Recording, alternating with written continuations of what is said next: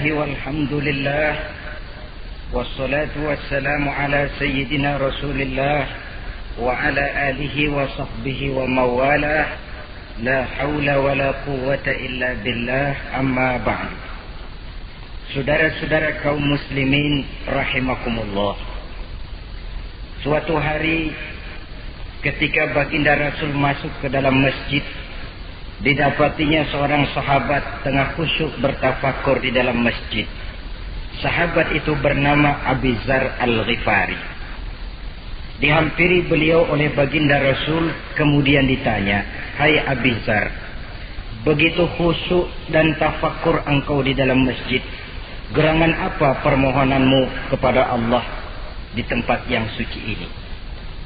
Abi Dzar menjawab, "Maafkan saya ya Rasul. Saya dari tadi di masjid di sini ini bukan berdoa. Lalu wirid juga tidak. Iktikaf ya setengah iktikaf. Habis kenapa kamu di sini?" "Saya menghindar orang ya Rasul." "Menghindar orang kenapa?" "Terlalu banyak datang orang ke rumah saya nagih utang. Saya jadi bingung mau pergi kemana. Akhirnya saya pikir tempat yang netral, yang kira-kira orang nggak datang lagi, ya ke masjid di sini. Maka saya lalu ngetem di sini. Model ke masjid bukannya wirid, zikir, takut diuber-uber utang."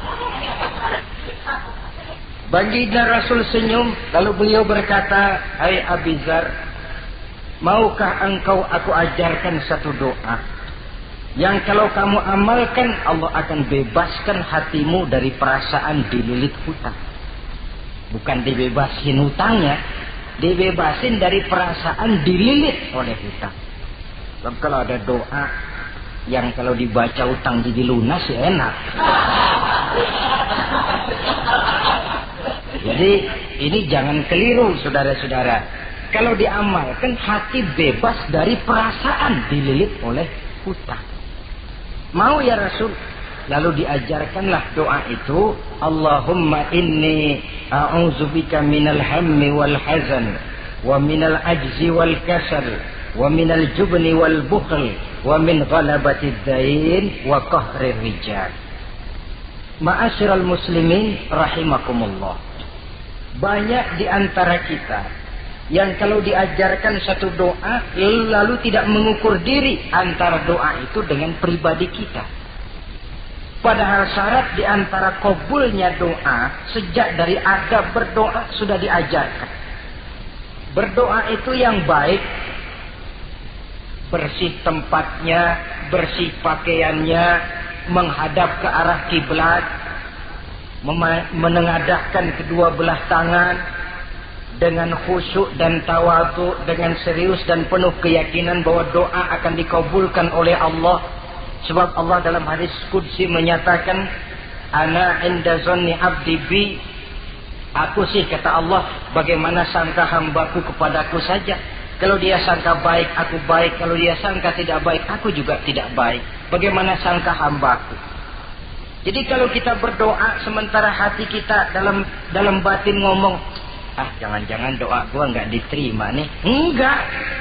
Kenapa? Hatinya sudah begitu. Innallaha la yaqbalu du'aan min qalbin ghafilin lahin.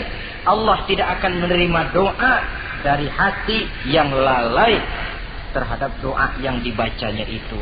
Nah, di antara yang terpenting menyesuaikan doa dengan keadaan pribadi. Jadi kalau kita kerja gajinya 1 bulan 1.000, ya wajarlah berdoa minta rezeki 1.500. Wajar namanya. Yang 1.000 sudah ada modal kerja kita, yang 500 kita minta doa kepada Allah. Saudara hadirin, begitu juga doa yang diajarkan oleh baginda Nabi kepada Abi Dzar. Ini hakikatnya mengajarkan kita manusia untuk menjauhi penyakit rohani. Doa ini mengajarkan 8 macam penyakit rohani yang menjadi dinding antara kita dengan Allah. Dan penyakit rohani ini lebih bahaya daripada penyakit jasmani. Kenapa? Penyakit rohani tidak menyebabkan orang masuk neraka. Nah, maaf, Penyakit jasmani tidak menyebabkan orang masuk neraka. Yang menyebabkan orang masuk neraka adalah penyakit rohani. Di akhirat itu nanti tidak ada penduduk neraka ditanya, "Mas, sampean kenapa masuk neraka?" "Anu Pak, saya di dunia dulu korengan."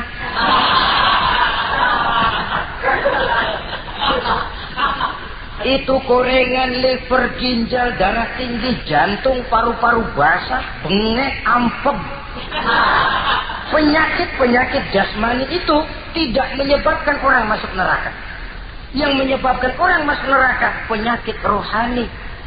Apa namanya? Sombong, hasud, dengki, ujub, ria, merasa diri lebih hebat dari yang lain, tidak ikhlas.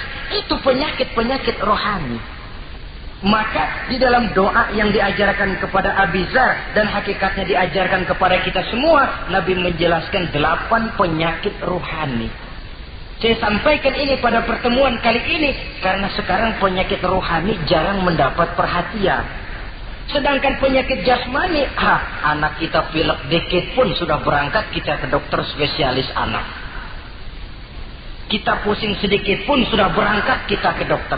Tapi rohani kita menjerit, batin kita menangis. Kadang-kadang kita pura-pura tidak tahu. Apa penyakit rohani yang ada dalam doa ini? Pertama, a'udzubika minal ham. Aku berlindung kepadamu ya Allah daripada sifat ragu-ragu. Sifat ragu-ragu penyakit batin. Apa yang bisa dikerjakan oleh orang yang selalu ragu-ragu? Bahwa sebelum bekerja harus menimbang, itu perlu. Tapi kalau cuma tiap hari menimbang, kapan memutuskan? Orang sudah kemana-mana, kita masih main timbangan. Maka orang yang ragu-ragu hakikatnya orang yang sudah mengubur sebelah kakinya sebelum berangkat. Ya. Iya, tapi kalau kita nanti jadi salah kan lebih baik nggak usah berbuat. Keliru. Salah karena berbuat lebih baik daripada tidak pernah salah karena tidak pernah berbuat. Saudara salah tapi berbuat masih lebih baik daripada tidak pernah salah karena tidak pernah berbuat. Saudara baca Quran salah lebih baik daripada nggak pernah salah karena nggak pernah baca Quran. Gua nggak pernah salah dong baca Quran. Bacanya kapan? Nggak pernah. Ya paham. Oh nggak pernah baca kapan mau salah. Saudara hadirin yang saya muliakan, dan orang sering bilang kegagalan pada hakikatnya adalah keberhasilan yang tertunda. Jadi kalau kita gagal hari ini, besok kita harapkan tidak akan gagal. Gagal besok masih ada hari lusa. Bagaimanapun usaha, kemauan adalah processing. Apalagi usaha untuk memperoleh sesuatu yang bernilai tinggi, bermutu mulia, panjang jalannya, banyak akibatnya, besar godaannya. Processing untuk mencapai sesuatu yang mulia itu prosesnya tidak sekali jadi kayak orang makan cabai. Itu hari dikelekat, itu hari terasa pedesnya. Untuk mencapai sesuatu yang mulia, panjang jalannya, banyak akibatnya, besar godaannya. Tapi bangunan bagaimanapun tingginya harus dimulai dari pondasi pertama. Cita-cita bagaimanapun luhurnya harus dimulai dari langkah pertama yang walaupun kelihatannya sepele, tapi sudah merupakan pondasi ke arah yang lebih tinggi. Kadang-kadang kita ini kan inginnya yang serba cepat. Seolah-olah sesuatu yang mulia itu bisa datang lewat proses simsalabim, abracadabra. Lalu yang kita mau terwujud di depan kita alangkah mudahnya. Dan dari kegagalan-kegagalan akan lahir pengalaman. Dan pengalaman, kata orang Kulon, experience is the best teacher. Pengalaman adalah guru yang paling bijaksana. Kalau adik kita jalan di tempat licin, jatuh, besok dia lewat situ lagi, gak usah dipesen juga dia pasti hati-hati. Kenapa? Pengalaman. Kemarin gue lihat sini jatuh, sekarang harus hati-hati. Tapi kalau belum pernah jatuh, kita omelin kadang-kadang ngotot. Khawatir banget, sebelum juga jatuh, ngomel melulu gitu. Tapi satu kali dia jatuh, dia sendiri akan hati-hati. Begitu kegagalan yang kita temukan dalam hidup merupakan nasihat bahwa seorang muslim tidak mungkin jatuh di tempat yang sama 2 kali berturut-turut. Kemarin lewat di situ jatuh lagi, sekarang lewat di situ lagi jatuh lagi, emang goblok dah. Bisa jatuh 2 kali di tempat yang sama kan namanya tidak mengambil pelajaran dari apa yang sudah dia temui. Jadi saudara hadirin, terutama adik-adik remaja, masa depan kalian itu merupakan harapan dari semuanya. Kami yang tua terlalu banyak berharap dari kalian. Sementara hari depan kalian lihat sendirilah, persaingan hidup makin tajam, tensi ekonomi makin tinggi, jumlah angkatan tenaga kerja yang masuk tidak jauh dari seimbang dengan lapangan kerja yang bisa disiapkan. Kalau kita dihambat oleh penyakit ragu-ragu, orang lain sudah berbuat dan kita masih menonton, boleh sangat jadi nantinya kita akan terpojok di sudut-sudut kehidupan untuk lebih banyak jadi penonton daripada jadi pemain. Lebih sering menjadi objek daripada menjadi subjek.